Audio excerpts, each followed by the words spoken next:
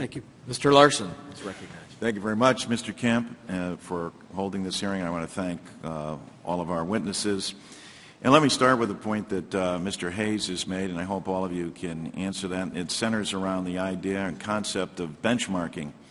And inasmuch as this is a global economy, what, in your opinion, if your companies are benchmarking, and I assume all of them are, who would be the top benchmark in the world right now? What system in the world would you say would best advantage American companies if they were subscribing to?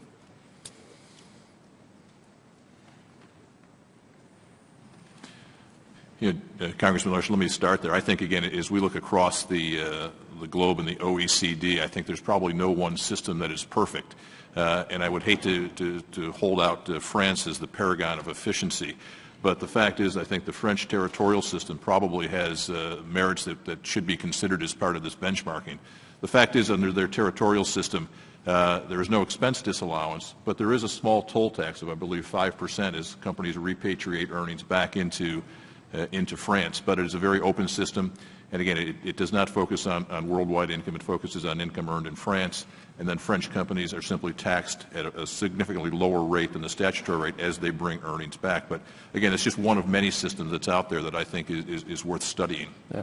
Thank you, Mr. Hayes. I also realized I want to put this in the context. I understand you framed that in the context of both having sound economic fundamentals and also recognizing that benchmarking would have to go along with reform. I'm just trying to get your sense so that as we're looking at this, we can point to those best practices or try to benchmark to those as to what might enhance our capability globally.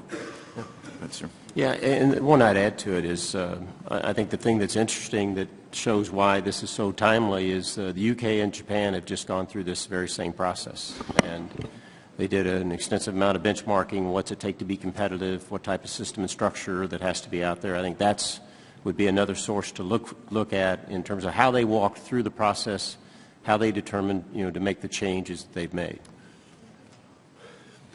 And Congressman, we believe the European territorial systems have made significant progress in simplifying their tax codes, and among those, and we have significant market share in Europe, would include the UK, Germany, and France. I have nothing to add to the discussion. I do think a comprehensive review. I think the process the UK and Japan just went through would be a great place to start. Following up on the line of questioning that a couple of my colleagues had, and Mr. Thompson specifically, and knowing that the United States is currently, and this Congress is currently dealing with